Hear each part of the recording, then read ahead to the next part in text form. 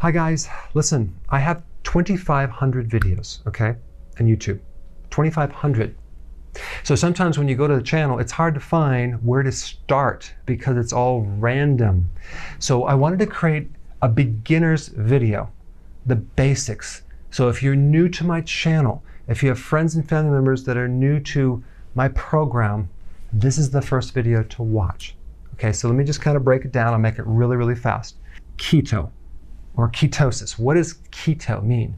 When you burn fat, your fat breaks down into these things called ketones. Your body can then use those as fuel, okay? So your body can actually run on ketones.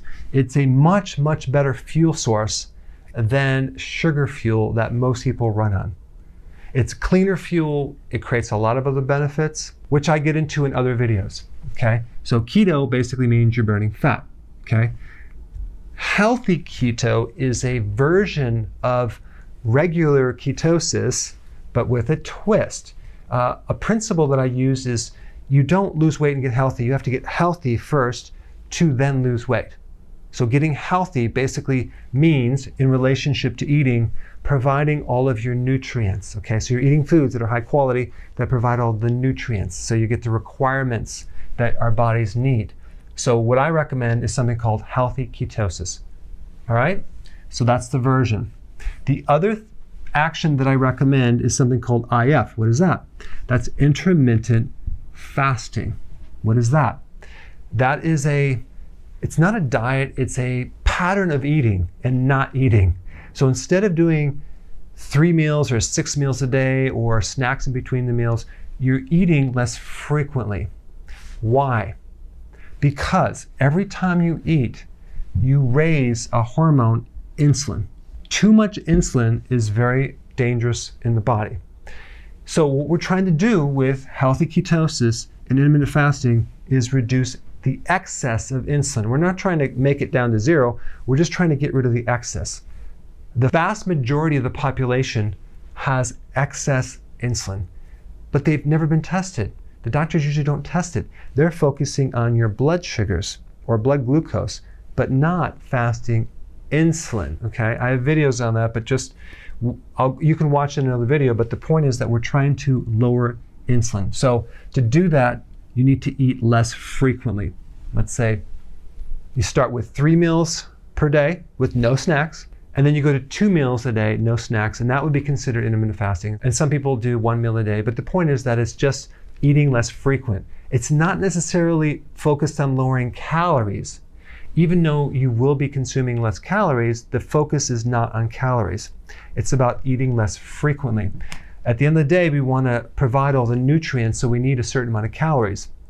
The cool thing about intermittent fasting is that because you're eating less frequent, the requirements for nutrients go down because the body starts being conservative with its nutrients. It starts holding or retaining more nutrients.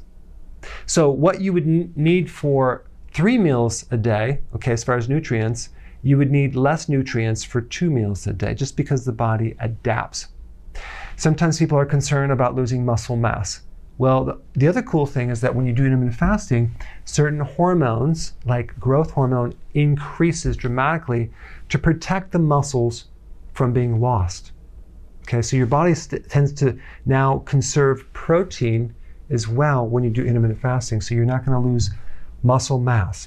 So the 2 main things that help you lower insulin are the reduction of carbohydrates. I'm talking about the sugar, refined carbs, the grains, the pasta, the cereal, the biscuits, the waffles, the juice, the alcohol. I have a lot of videos on this right here, like a ton, but that just kind of gives you the summary. And also, number 2, eating less frequently. What we're doing when we actually drop carbs and we eat less frequently is we're adapting to fat burning. You're actually making new cellular machinery to run your body on fat fuel, okay, and no longer on sugar. Now, what happens when you consume too many carbs, the insulin comes in and takes it out and converts it to fat. So a lot of the fat on your body right now came from the carbohydrates, not necessarily the fat that you ate, but the carbohydrates that you ate. The other thing that people don't realize is this. In the presence of too much insulin, you can't lose this fat. So if you have a stubborn metabolism and you can't lose weight, we know you have too much insulin. Is there a quick test to know if you have too much insulin? Yes. Just look down right now, and if you could see your belly, you have too much insulin. Because these are the main symptoms of high insulin. Belly fat, high blood pressure, high cholesterol, fatigue, especially after eating, decreased cognitive function, lack of focus, poor memory, moody, irritable, sometimes depressed, grouchy because of the blood sugar issue, cravings for carbs for sure, and you're hungry all the time, especially between meals. When you get your body into fat burning, and now your body is burning fat between meals, because before it wasn't, it was dependent on your diet and dietary sugar. So now when you're burning your own fat, wow, you get rid of the hunger. Okay, you're not hungry anymore. It makes it easy to do this. You don't crave anymore.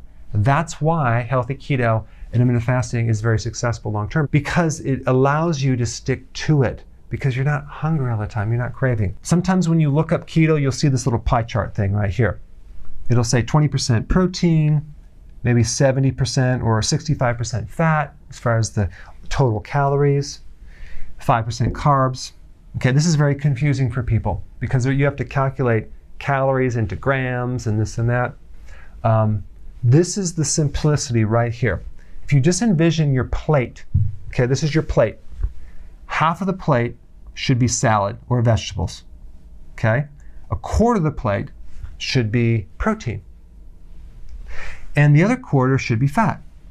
So this 65 or 70% fat, which seems like a lot of fat, now remember 1 gram of fat is more than twice the calories of carbs and protein. So this is misleading. In reality, the volume of fat is really only, a quarter of your plate. And a lot of this fat is actually mixed with the protein. So it's not as much as you think. And then we have this small amount of carbs out here, just to keep it really, really simple. Okay?